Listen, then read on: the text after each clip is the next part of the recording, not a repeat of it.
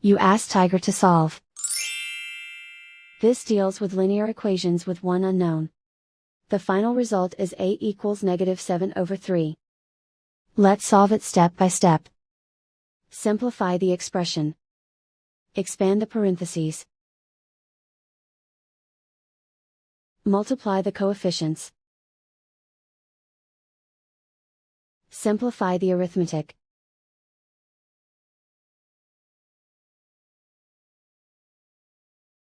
Swap sides.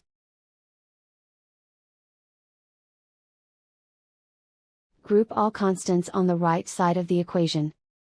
Subtract 58 from both sides. Simplify the arithmetic.